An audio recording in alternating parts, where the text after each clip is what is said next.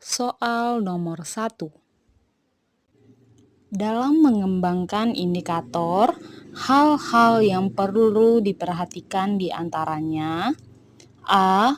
Urutan berdasarkan hierarki konsep disiplin ilmu dan atau tingkat kesulitan materi. B. Adanya keterkaitan antara standar kompetensi dan kompetensi dasar dalam mata pelajaran. C. Adanya keterkaitan standar kompetensi dan kompetensi dasar antar mata pelajaran. D. Sesuai dengan karakteristik peserta didik, mata pelajaran, satuan pendidikan, potensi daerah, dan dirumuskan dalam kata kerja operasional yang tertukur dan atau dapat diobservasi. Memperhatikan rujukan, objek, atau alat dan bahan yang digunakan untuk kegiatan pembelajaran.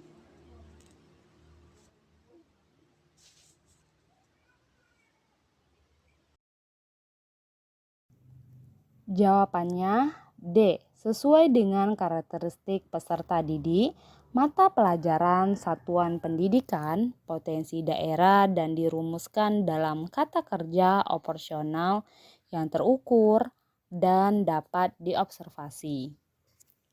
Mari kita bahas Bapak Ibu kenapa jawabannya D.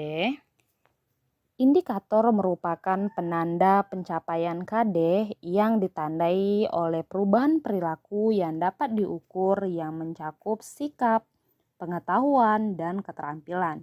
Indikator dikembangkan sesuai dengan karakteristik peserta didik, mata pelajaran satuan pendidikan, potensi daerah, dan dirumuskan dalam kata kerja operasional yang terukur dan dapat diobservasi.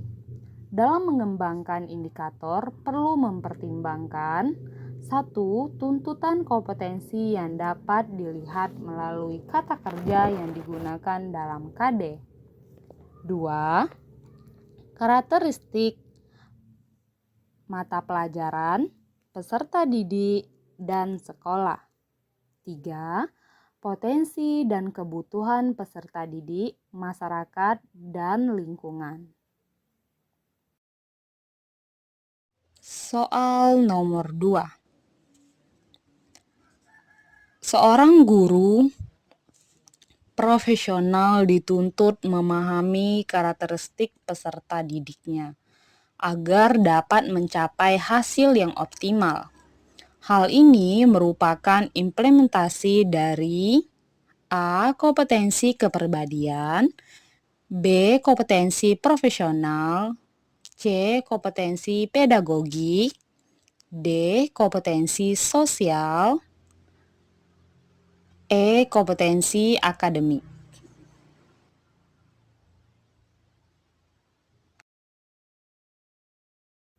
Jawabannya C. Kompetensi pedagogik. Mari kita bahas Bapak Ibu kenapa jawabannya C.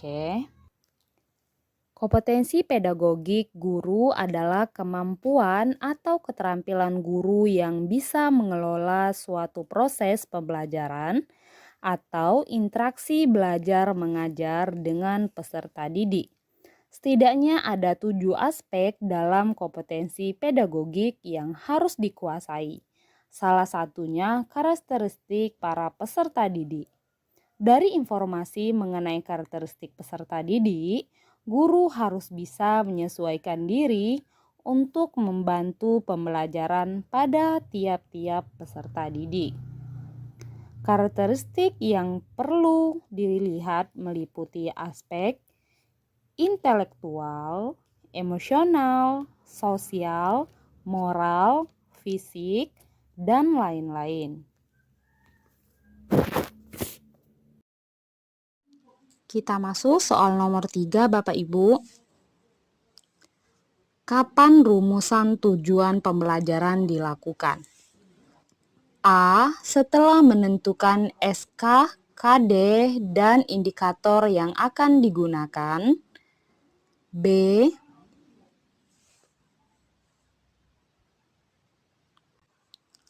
yang terdapat pada silabus yang telah disusun.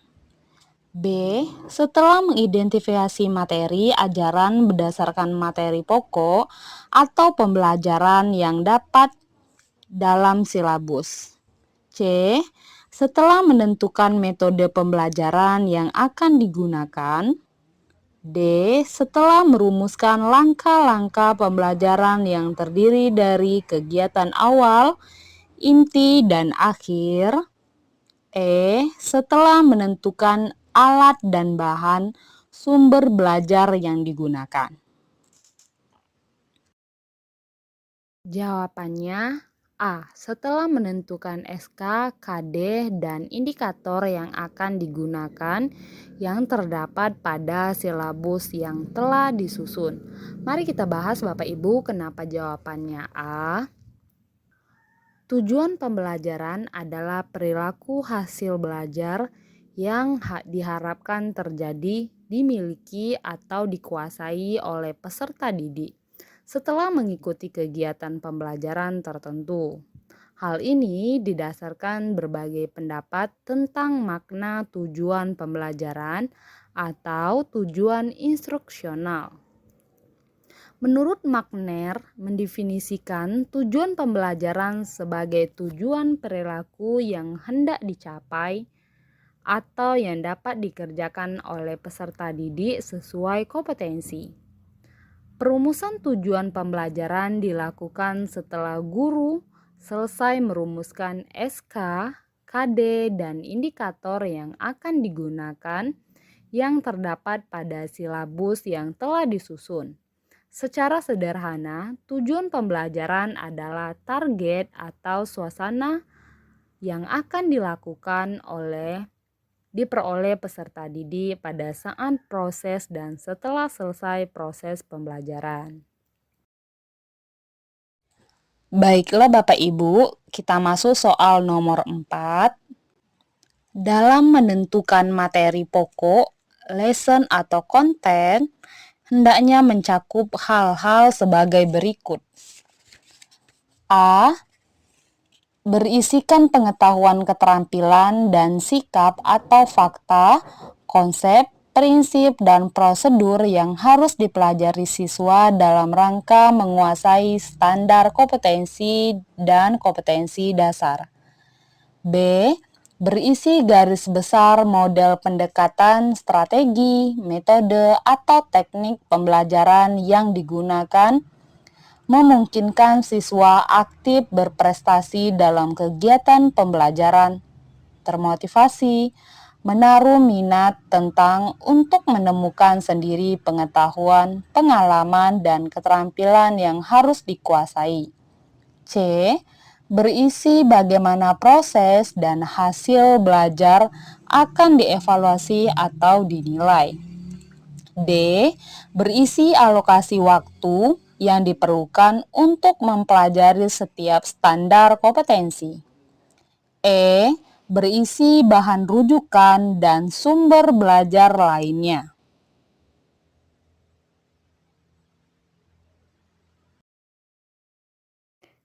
Jawabannya A. Berisi pengetahuan, keterampilan, dan sikap atau fakta, konsep, prinsip, dan prosedur yang harus dipelajari siswa dalam rangka menguasai standar kompetensi dan kompetensi dasar.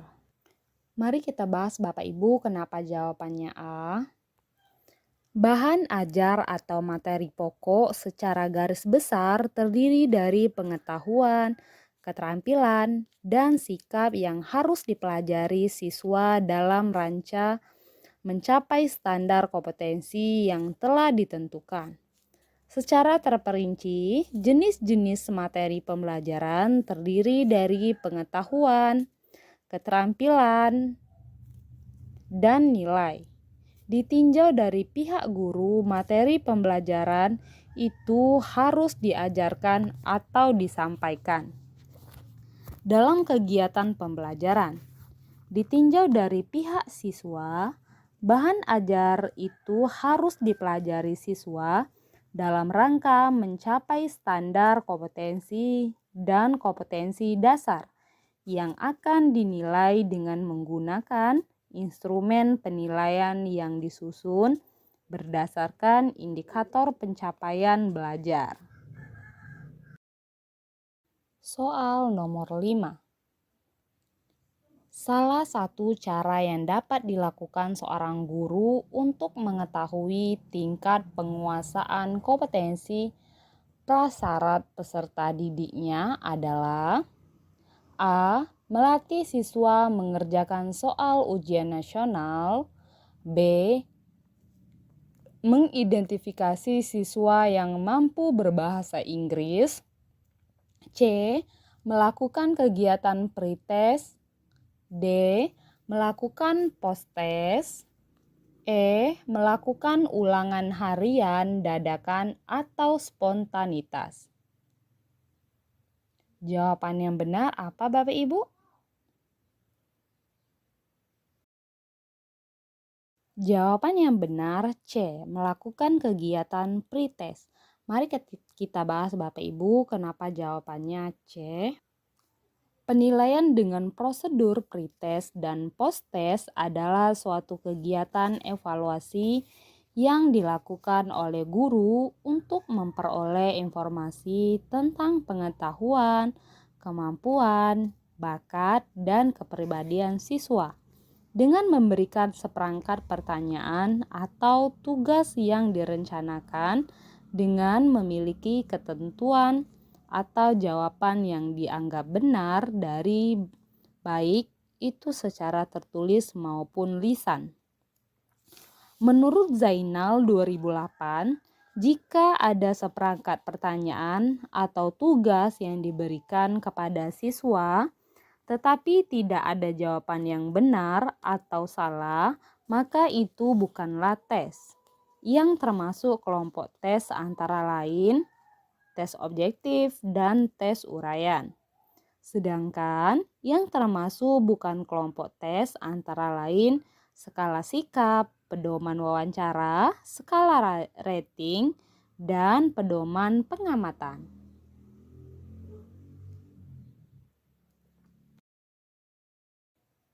Kita masuk soal nomor 6. Perhatikan pernyataan berikut ini. 1. Hindari saran dan pernyataan negatif yang dapat melemahkan semangat belajar siswa. 2. Ciptakan situasi kompetitif antar sesama siswa secara sehat. 3. Jatuhkan hukuman dan sanksi yang berat atas kelalaian dan ketidaktaatan siswa yang melanggar. 4. Berikan penghargaan yang tulus terhadap peringkat kelas. Dari pernyataan tersebut, di atas yang dapat digunakan untuk mengatasi kesulitan belajar siswa yang memilih motivasi dan minat belajar rendah adalah pernyataan A. 1 dan 2, B. 1 dan 3, C. 2 dan 3, D. 3 dan 4, E. 1 dan 4.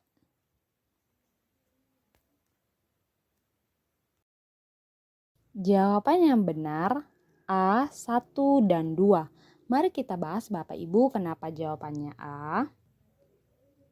Menurut Hamalik 1983 menyatakan kesulitan belajar dapat diartikan sebagai keadaan di mana peserta didik tidak dapat belajar sebagaimana mestinya. Keadaan tersebut tidak bisa diabaikan oleh seorang peserta didik karena dapat menjadi penghambat tujuan pembelajaran. Kesulitan belajar tidak hanya disebabkan oleh faktor intelijensi yang rendah, akan tetapi bisa disebabkan oleh faktor-faktor non-intelijensi. Oleh karena itu, EQ yang tinggi belum tentu menjamin keberhasilan belajar. Dari pernyataan, sebagaimana disebutkan dalam soal yang terdapat digunakan untuk mengatasi kesulitan belajar siswa yang memiliki motivasi dan minat belajar rendah adalah nomor 1 dan 2. Kita masuk soal nomor 7. Diselenggarakan pelatihan-pelatihan di Balai Pelatihan Guru tentang hal-hal yang berkaitan dengan kemampuan mengajar merupakan contoh dari usaha pengembangan A. Strategi pembelajaran, B. Pengetahuan, C. Keterampilan mengajar, D. Profesi keahlian.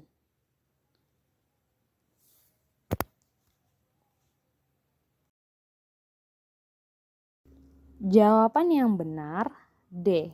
Profesi. Mari kita bahas Bapak Ibu kenapa jawabannya D. Pendidikan dan pelatihan adalah merupakan upaya untuk mengembangkan sumber daya aparatur terutama untuk peningkatan profesionalisme yang berkaitan dengan keterampilan administrasi dan keterampilan manajemen atau kepemimpinan. Menurut Sukijo 1999 bahwa untuk meningkatkan keterampilan administrasi, kualitas kemampuan yang menyangkut kemampuan kerja, berpikir, dan keterampilan, maka pendidikan dan pelatihan yang paling penting diperlukan. Kita masuk soal nomor 8. Berdasarkan rencana strategis Departemen Pendidikan Nasional tahun 2010 sampai 2014 untuk dapat memberikan pelayanan secara optimal. Salah satu yang perlu dilakukan adalah pengembangan teknologi informasi dan komunikasi yang dilakukan melalui pendayagunaan ICT di bidang pendidikan yang mencakup peran di bawah ini, kecuali A. ICT sebagai substansi pendidikan, B. Alat bantu pembelajaran fasilitas pendidikan, C. Standar kompetensi penunjang administrasi pendidikan, D. Alat bantu manajemen satuan pendidikan dan infrastruktur pendidikan, E. Pengembangan bakat dan daya kreativitas siswa.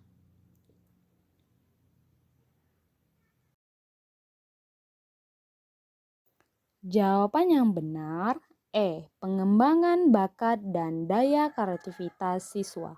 Mari kita bahas Bapak Ibu kenapa jawabannya E.